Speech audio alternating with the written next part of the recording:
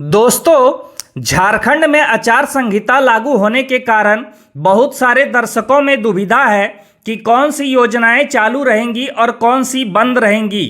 तो हम इसके लिए आप लोगों को क्लियर कर दे रहे हैं। जेएएम योजना, मैया सम्मान योजना, जिसके लिए कि 2500 रुपये आज हेमंत सोरेन जी के द्वारा जारी किया गया है, अबुआ आवास योजना, गोगो दीदी योजना, सावित्रीबाई फूले योजना, बिरसा फसल बीमा योजना और जो भी झारखंड की अन्य योजनाएं हैं, उन सभी के बारे में जानेंगे डिटेल से। चुनाव आयोग ने झारखंड में विधानसभा चुनाव का बिगुल बजा दिया है। राज्य की 81 विधानसभा सीटों पर 2 चरणों में मतदान होगा। 2.6 करोड़ मतदाता 13 और 20 नवंबर अपने मताधिकार का इस्तेमाल करते हुए तय करेंगे कि राज्य की कमान आगे किसके हाथ में होगी। 23 नवंबर को होगी मतगणना, यानी सरकार बनने में पूरा नवंबर लगेंगे, तभी नई योजना चालू हो पाएगी। तो ऐसे में आप लोगों के पास दुविधा है कि आखिर कौन सी योजनाएं बंद रहेंगी और कौन सी चालू। सबसे पहले देख लेते हैं आचार संहिता क्या होता है। आचार संहिता क्या है? इस अवधि में केंद्र सरकार, राज्य सरकार कोई भी नई योजना को शुरू नहीं कर सकती है। प्रशासन पूरी तरह निर्वाचन आयोग के नियंत्रण में होता है। निर्वाचन आयोग अपनी इच्छा के अनुसार अधिकारियों का ट्रांसफर और उन्हें कार्य सौंप सकता है। तो कुल मिलाकर के कहा जाए तो आचार संहिता में नई योजनाएं कोई भी चालू नहीं होगी। आचार संहिता कब और क्यों लगती है? चुनाव की तिथि के साथ ही आचार संहिता की भी घोषणा की जाती है। इसके साथ ही चुनाव आयोग को कई अधिकार प्राप्त होते हैं। इन अधिकारों के कारण कोई भी इसके कार्य में हस्तक्षेप नहीं कर सकता है, इसलिए आचार संहिता लगाई जाती है। आचार संहिता कब तक रहती है? आचार संहिता चुनाव की तिथि की घोषणा से लेकर परिणाम की घोषणा होने तक लागू रहती है। इस बीच निर्वाचन आयोग के नियमों का पालन करना अनिवार्य है। आचार संहिता में ये काम हो सकेंगे, यानी देख लीजिए दोस्तों, पहले से मंजूर योजनाओं में काम हो सकेंगे, यानी जिसको मंजूरी मिल गई है उनमें कोई व्यवधान नहीं आएगा। सीएम मंत्री रूटीन पर ही काम कर सकेंगे। जो सरकारी योजना शुरू हो चुकी है उनका लाभ मिलता रहेगा। सरकारी दफ्तर में जनता से जुड़े सामान्य काम पहले जैसे चलते रहेंगे। सरकार कोई तबादला नहीं कर पाएगी, लेकिन चुनाव आयोग अफसरों को ट्रांसफर कर सकेगा। तो इस योजनाओं में आदर्श आचार संहिता लागू होने से पहले किसे लाभ मिलेगा, इसकी पहचान हो गई हो तो योजनाएं चालू रहेंगी।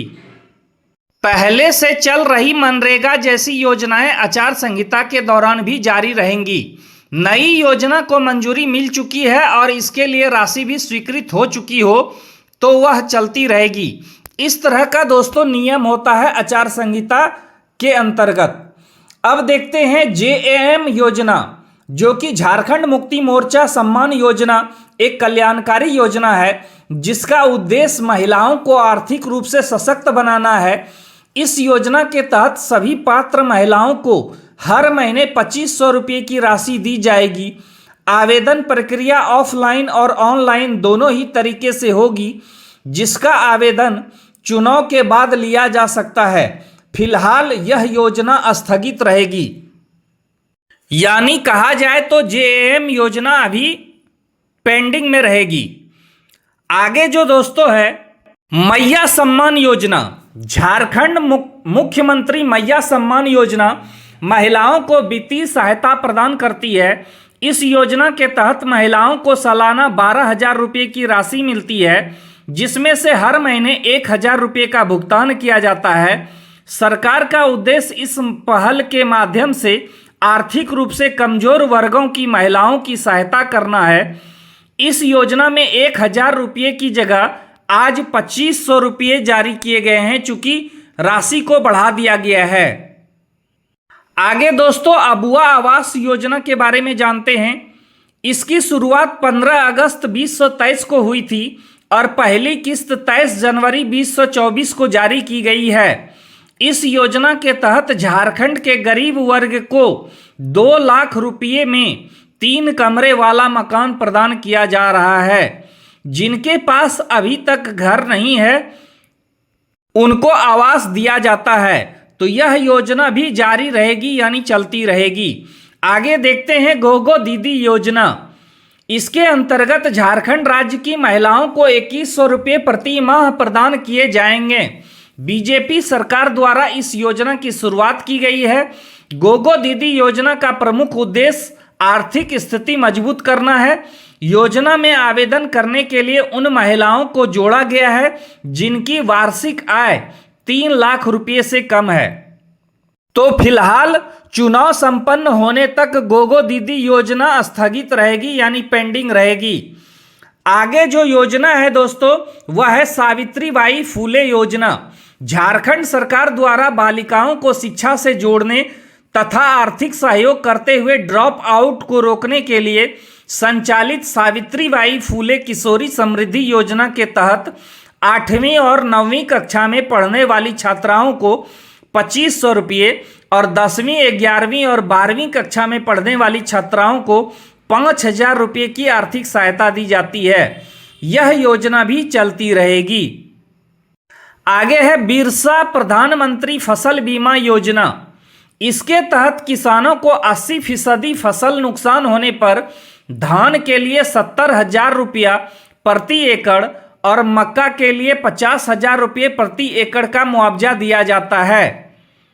योजना के तहत राज्य के वैसे सभी किसान आवेदन कर सकते हैं जिन्होंने केसीसी के तहत लोन लिया है या नहीं लिया है, फिर भी वो आवेदन कर सकते हैं। यानी सभी किसान बिरसा फसल योजना के तहत आवेदन कर सकते हैं। आगे है दोस्तों निःशक्तता पेंशन योजना।